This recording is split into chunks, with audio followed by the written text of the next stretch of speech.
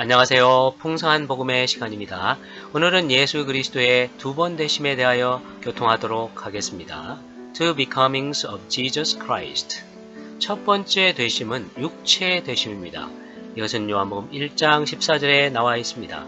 말씀께서 육체가 되시어 우리 가운데 장막을 치셨다 라고 하고 있습니다. 여기서 육체 되심이 있습니다. 이 목적은 인류의 죄의 문제를 해결하기 위한 것입니다.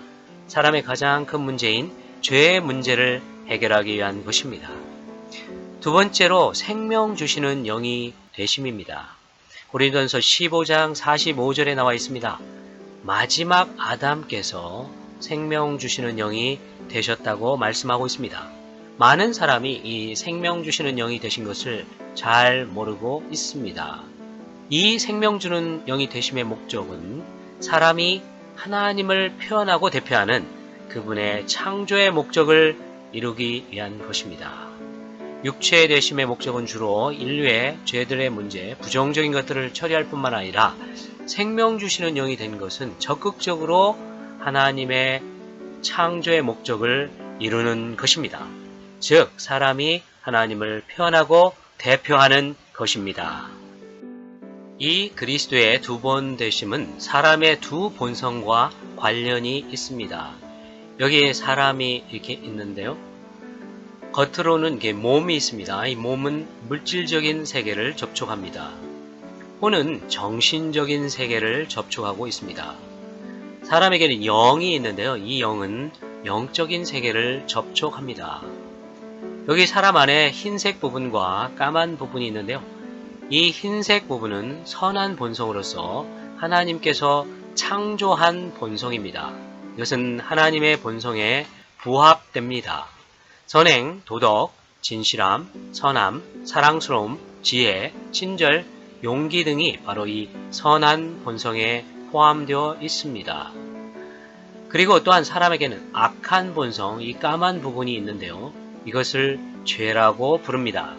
이 죄는 사탄의 본성에 부합하는 것입니다. 이걸 보게 되면 탐욕과 질투와 시기와 자랑과 교만과 난폭과 음란과 정욕과 원망과 저주와 살인과 간음과 도둑질과 거짓말 등등 선한 본성과 대항해 싸우는 악한 본성이 있는 것입니다. 로마서 7장 18절에 보게 되면 내 안에 곧 내 육체 안에 선한 것이 거하지 않는다 라고 바울은 고백하고 있습니다. 왜냐하면 원하는 것은 나에게 있으나 선을 행하는 것은 없기 때문입니다. 19절에 보게 되면 나는 내가 원하는 선은 행하지 않고 오히려 내가 원하지 않는 악을 계속 행하고 있습니다 라고 말씀하고 있습니다. 19절에 보게 되면 선한 본성과 악한 본성이 우리 안에 공존하고 있는 것을 볼 수가 있습니다. 20절에 보게 되면 만일 내가 원하지 않는 것을 행한다면 그것을 행하는 자는 더 이상 내가 아니라 내 안에 거하는 죄라고 말씀하고 있습니다. 우리 안에 이 악한 본성이 바로 죄인 것입니다. 사람이 악한 본성을 갖게 된 것을 사람의 타락이라고 부릅니다. 이 타락한 사람은 종말이 불못입니다. 창세기 2장에서 보게 되면 지식나무가 있는데요. 이 지식나무는 사탄의 체현입니다. 창세기 3장에는 뱀이 있습니다.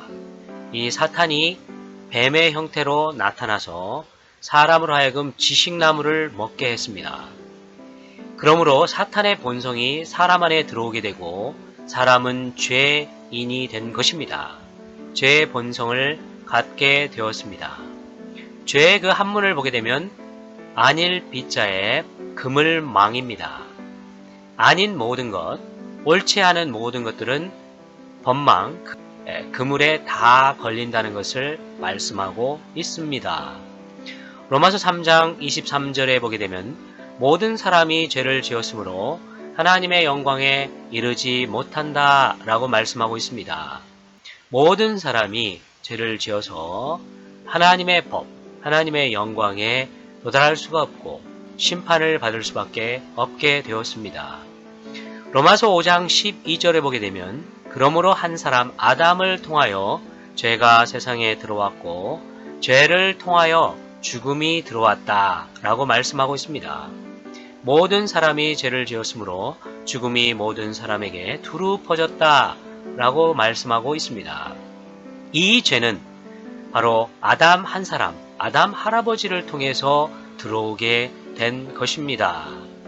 많은 사람이 내가 잘못했기 때문에 죄를 지었다라고 생각할 수 있는데 원래는 그게 아닙니다. 죄의 본성이 있기 때문에 죄를 짓게 되는 것입니다. 그러면 그 본성이 어디로부터 왔냐면 우리의 아버지로부터 왔고 그 아버지는 할아버지로부터 왔고 할아버지 가면 아담 할아버지가 나옵니다. 아담 할아버지 한 사람을 통하여 죄가 들어왔기 때문에 우리는 죄의 유전성을 갖게 된 것입니다. 이러한 죄인은 네 가지 특징을 갖고 있는데요. 자기를 사랑합니다. 그래서 사람은 질투와 자랑과 자기 건강만을 위하고 자기 자녀들만을 위하는 그런 존재입니다. 그래서 영어 문법에 보게 되면 I, my, me, mine 자기, 나, 나를 사랑하는 존재입니다. 디모데후서 3장 2절에 기록되어 있습니다. 또 사람은 돈을 사랑합니다. 돈을 사랑함으로 사람은 부동산, 통장, 주식, 돈과 관련된 많은 것들을 사랑하는 것을 볼 수가 있습니다. 세 번째, 이 타락한 사람은 쾌락을 사랑합니다. 술과 담배와 게임과 도박과 마약 등등을 사랑하는 것을 볼 수가 있습니다. 심지어 이러한 많은 것들에 중독되어 있습니다. 네 번째로 사람은 우상을 숭배합니다. 각종 종교를 만들었고 심지어 이단들도 만들었습니다. 보이는 우상이 있고 또 보이지 않는 우상을 그들 마음에 만드는 것입니다. 이러한 죄인은 결국 죽게 됩니다. 많은 사람이 첫째 사망에 대해서는 잘 압니다. 무덤에 들어가게 됩니다. 그런데 이 이유를 잘 모르고 여기에 관심이 없습니다. 죽은 후에 사람은 음부에 들어가게 되고요.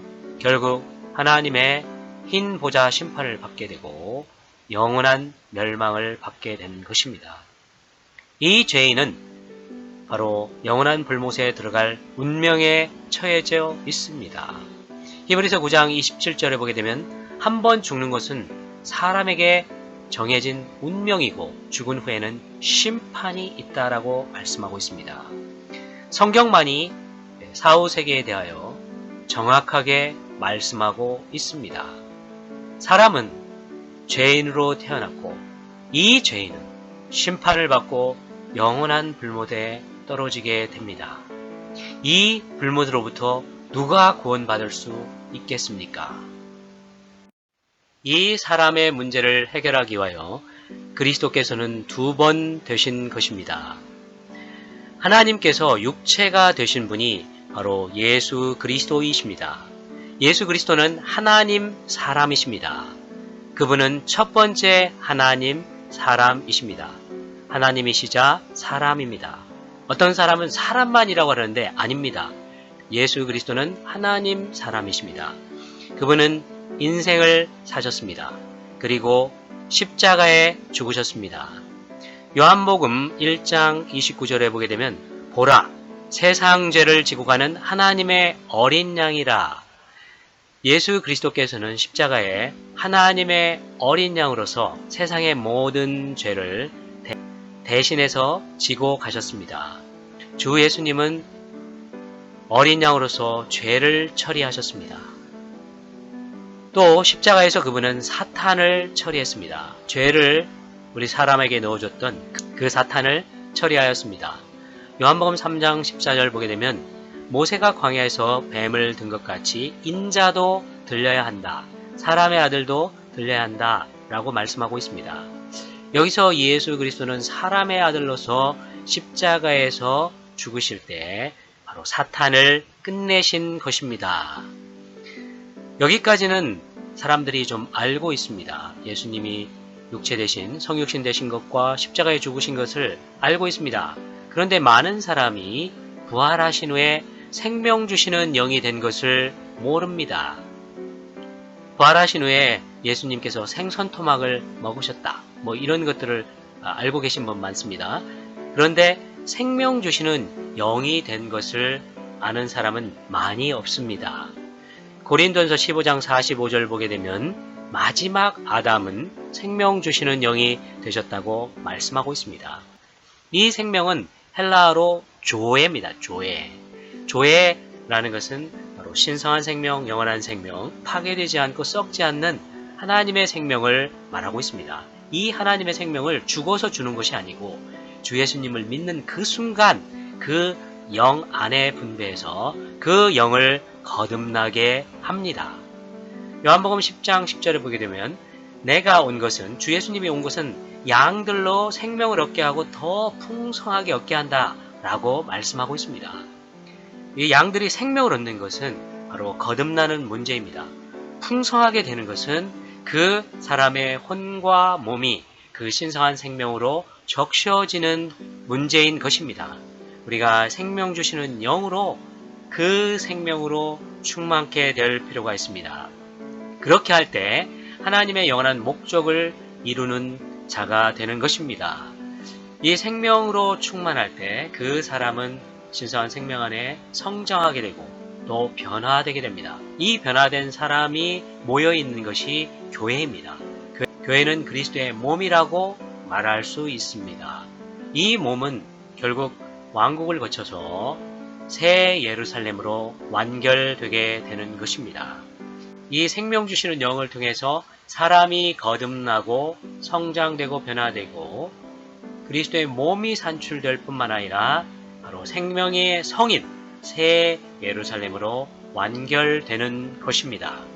이 생명 주는 영이 된 것이 얼마나 중요한지 우리가 알 수가 있습니다. 이 그리스도의 두 번 되심을 통하여 우리는 하나님의 놀라운 계획을 볼 수가 있습니다. 하나님의 계획은 하나님 자신을 사람 안에 분배하는 것입니다. 그리고 사람으로 하여금 그분을 누림으로써 그분을 표현하고 대표하는 것입니다. 쉽게 예를 들어보게 되면요. 수박이 있고 수박 조각이 있고 수박즙이 있습니다. 이 큰 수박을 사람이 통째로 먹을 수가 없습니다. 반드시 과정을 거쳐야 합니다. 수박 조각이 되어야 되죠. 그래서 이 수박을 먹을 때 각종 그 수박즙을 우리가 누릴 수가 있는 것입니다. 아주 답니다. 마찬가지로 하나님이 계십니다. 이 과정을 거치지 않은 하나님은 큰 수박과 같습니다. 그런데 예수 그리스도를 통하여 이 하나님께서 모든 과정을 거치셨습니다. 그래서 육체 되시고 십자가의 특별히 죽으심을 통해서 그분이 십자가에 갈라지셨고 또 그분이 부활하셔서 생명 주시는 영이 되셔서 이제 우리 안으로 들어올 수가 있고 우리에게 누림이 되실 수 있는 분이 되신 것입니다. 하나님께서는 이러한 놀라우신 분이십니다. 그분 자신을 우리 안에 분배해서 수박보다 더 달콤한 그러한 생명으로 신성한 생명으로 우리 적셔지게 하는 것입니다. 그러면서 우리가 이 생명 안에서 자라서 그분을 표현하는 놀라운 교회가 되게 하는 것입니다. 다시 말해서 하나님의 분배는 우리의 누림을 위한 것입니다. 하나님 측에서는 분배하십니다. 우리 측에서는 이 분배를 받아서 누리는 것입니다. 여기에 아버지, 아들, 성령이 있는데요. 아버지는 근원이시고 아들은 이 분배를 위하여 성취하셨습니다. 그리고 성령은 바로 우리 안에 적용을 하고 계십니다. 이 적용은 바로 하나님 측면에서는 분배이고 우리 측면에서는 누리는 것입니다. 발전소를 예를 들어보면요. 발전소에 보게 되면 발전소는 발전하는 곳이고 또 전선을 통해서 변전소와 배전을 거쳐가지고 또 가정의 전등에 전기가 공급되게 됩니다. 발전소의 전기를 바로 이 전등에 적용하게 되면 이 전등이 터져버립니다. 이 전등을 사용할 수가 없습니다. 그러나 이 발전소의 전기가 과정을 거치면요. 청전, 배전, 변전을 거치게 되면 이제 전등을 켜도 우리가 사용할 수 있는 전기가 되는 것입니다. 마찬가지로 이 하나님께서는 무한한 발전소와 같습니다. 그분은 수천, 수억 킬로를 발전할 수 있는 능력이 있으시는 분이십니다. 이러한 풍성하신 분은 과정을 거치셨습니다.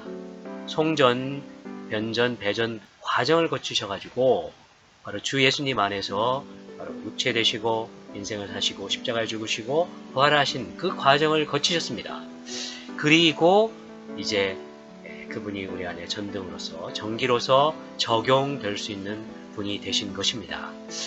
그분을 우리 안에서 생명으로 또 빛으로 능력으로 누릴 수가 있는 것입니다.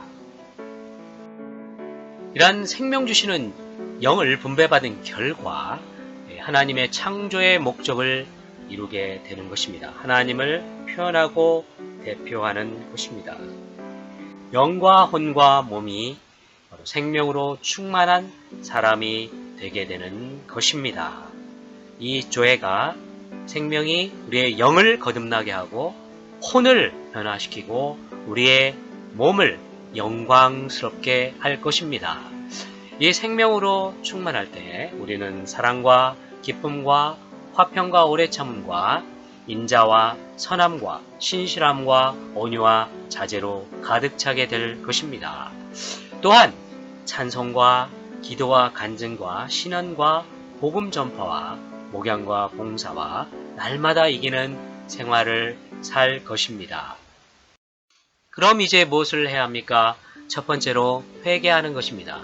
회개란 생각을 하나님께로 돌이키는 것입니다. 전에는 하나님에 대하여, 그리스도에 대하여, 교회에 대하여 생각하지 않았습니다. 이제 회개함으로 하나님께로 돌이키는 것입니다. 그리고 우리 안에 기억나는 모든 죄들을 자백하고 예수님의 보배로운 피로 씻기를 구할 필요가 있습니다. 이것이 회개입니다. 두 번째로 영접하는 건데요. 주 예수님을 우리의 생명으로 구주로 영접하는 것입니다. 받아들이는 것입니다. 이것을 믿음이라고 하는데요. 믿음은 바로 주 예수님이 이루신 것을 받아들이는 겁니다. 주 예수님은 육체가 되셨습니다. 아멘! 하고 받아들이십시오. 주 예수님이 십자가에서 나의 죄를 지고 가셨습니다. 아멘! 받아들이는 겁니다. 그리고 그분이 부활하셔 생명 주는 영이 되셔서 나를 거듭나게 하셨습니다. 아멘! 하고 받아들이는 것입니다. 세 번째로 부르는 것입니다. 부르는. 로마서 10장 13절 보게 되면 누구든지 주님의 이름을 부르는 사람은 구원을 받을 것이라고 말씀하고 있습니다. 오, 주 예수님! 오, 주 예수님! 오, 주 예수님! 이렇게 주 예수님의 이름을 부를 때 우리는 구원을 받을 수가 있는 것입니다. 마지막으로 네 번째, 침례를 받아야 합니다. 침례는 주님을 믿는 것을 간증하는 것입니다. 마가복음 16장 16절을 보게 되면 믿고 침례를 받는 사람은 구원을 받는다 라고 말씀하고 있습니다. 이 침례는 물속으로 완전히 들어가는 것입니다. 세례나 유아 세례는 침례로 간주될 수가 없습니다. 침례는 물속으로 쑥 들어가고 나오는 것인데 로마서 6장에 보게 되면 이 침례는 물속으로 들어갈 때 그리스도의 죽음과 하나 되게 되는 것입니다. 그리고 물 밖으로 나올 때 그리스도의 부활과 하나 되는 것입니다. 이것이 바로 침례의 의미입니다. 우리는 침례 생활을 살 필요가 있습니다. 일생 동안 그리스도의 죽음과 그분의 부활과 연합하여 사는 자들이 될 필요가 있습니다. 마지막으로 함께 기도하겠습니다. 오, 주 예수님, 저는 죄인입니다. 저에게는 주 예수님이 필요합니다. 저의 죄들을 용서하여 주십시오. 저에게 당신의 생명을 주십시오. 오, 주 예수님, 제 안에 들어오십시오. 당신을 나의 구주와 생명으로 영접합니다. 감사합니다.